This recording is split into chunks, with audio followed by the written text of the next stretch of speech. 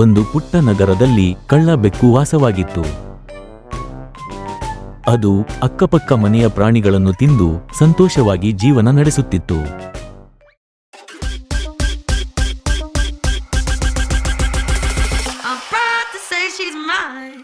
ಇದರಿಂದ ಕೋಪಗೊಂಡ ಎಲ್ಲಾ ಪ್ರಾಣಿಗಳು ಕಳ್ಳ ಬೆಕ್ಕಿಗೆ ಸರಿಯಾಗಿ ಪಾಠ ಕಲಿಸಲು ಅವನ ಕೈಗೆ ಸಿಗದಂತೆ ಎಲ್ಲಾ ಪ್ರಾಣಿಗಳು ನಿಶ್ಚಯಿಸಿ ಎಚ್ಚರಿಕೆಯಿಂದ ಇರುವಂತೆ ಎಲ್ಲರೂ ಸಭೆ ನಡೆಸಿ ಅಲ್ಲಿಂದ ಹೊರಡುತ್ತಾರೆ.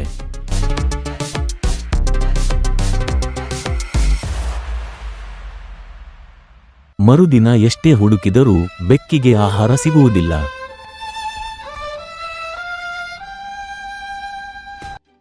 ಗಂಡ ಇಲಿ ಪೇಪರ್ ಓದುತ್ತಿದ್ದರೆ ಹೆಣ್ಣು ಇಲಿ ಯೋಗ ಮಾಡುತ್ತಿತ್ತು.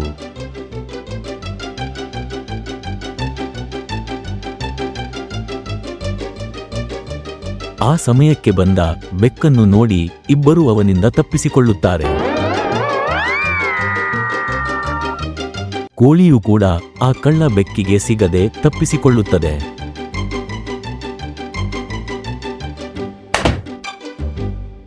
ಅಂದು ಆಹಾರ ಸಿಗದೆ ಕಳ್ಳ ಬೆಕ್ಕು ಹಸಿವಿನಿಂದ ಮನೆಗೆ ಬರುತ್ತದೆ.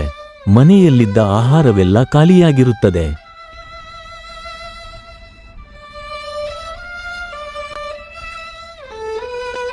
ಏನು ಮಾಡೋಣ ಎಂದು ಚಿಂತೆಯಲ್ಲಿ ಹಾಗೆ ಮಲಗುತ್ತದೆ.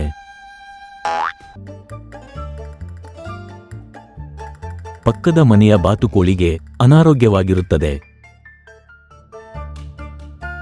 ಇದನ್ನು ಕದ್ದು ಕೇಳಿಸಿಕೊಂಡ ಬೆಕ್ಕು ಹೇಗಾದರೂ ಮನೆಗೆ ನುಗ್ಗಿ ಅವರನ್ನು ತಿನ್ನಬೇಕು ಎಂದು ಯೋಚಿಸುತ್ತಾ ಬಾತುಕೋಳಿಯ ಮನೆಗೆ ಹೋಗುವ ದಾರಿಯನ್ನು ಹುಡುಕುತ್ತದೆ.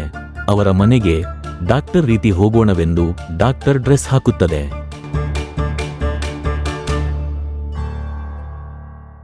ಬಾತುಕೋಳಿ ತನ್ನ ಮಕ್ಕಳಿಗೆ ಆ ದುಷ್ಟ ಬೆಕ್ಕಿನಿಂದ ದೂರ ಇರುವಂತೆ ಸಲಹೆ ನೀಡುತ್ತದೆ. ಅಷ್ಟರಲ್ಲಿ ಅಲ್ಲಿಗೆ ಬಂದ ಕಳ್ಳ ಬೆಕ್ಕು ಬಾಗಿಲು ತಟ್ಟುತ್ತದೆ. ಬಾಗಿಲ ಶಬ್ದವನ್ನು ಕೇಳಿಸಿಕೊಂಡ ತಾಯಿ ಬಾತುಕೋಳಿ ಎಚ್ಚರಿಕೆಯಿಂದ ನೋಡು, ತಕ್ಷಣ ಬಾಗಿಲು ತೆಗೆಯಲು ಹೋಗಬೇಡ ಎಂದು ಹೇಳಿ ಮಲಗುತ್ತದೆ. ಅಲ್ಲಿಗೆ ಬಂದ ಮಗ ಬಾತುಕೋಳಿಯು ಬಾಗಿಲು ತೆಗೆಯಲು ಆಗುವುದಿಲ್ಲ, ಕಿಟಕಿಯ ಕಡೆ ಬನ್ನಿ ಮಾತಾಡೋಣ ಎಂದು ಹೇಳುತ್ತದೆ. ಕಿಟಕಿಯಲ್ಲಿ ಕಳ್ಳ ಬೆಕ್ಕು ಹೇಳುತ್ತದೆ, ನಿಮ್ಮ ತಾಯಿಗೆ ಅನಾರೋಗ್ಯವೆಂದು ತಿಳಿದಿದೆ, ನಾನು ಔಷಧಿ ತಂದಿದ್ದೇನೆ, ನಾನು ಒಬ್ಬ ಡಾಕ್ಟರ್, ಬಾಗಿಲು ತೆಗೆಯಿರಿ ಎಂದು ಕೇಳುತ್ತದೆ. ಆದರೆ ಬಾತುಕೋಳಿ, ನಮ್ಮ ತಾಯಿಗೆ ಏನೂ ಆಗಿಲ್ಲ, ಡಾಕ್ಟರ್ ಅವಶ್ಯಕತೆ ಇಲ್ಲ, ಕೆಟ್ಟವರನ್ನು ನಾವು ಎಂದಿಗೂ ನಂಬುವುದಿಲ್ಲ ಎಂದು ಬಾಗಿಲು ಹಾಕಿಕೊಳ್ಳುತ್ತದೆ. ದುಷ್ಟ ಬೆಕ್ಕು ನಿರಾಸೆಯಿಂದ ಅಲ್ಲಿಂದ ಹೊರಡುತ್ತದೆ.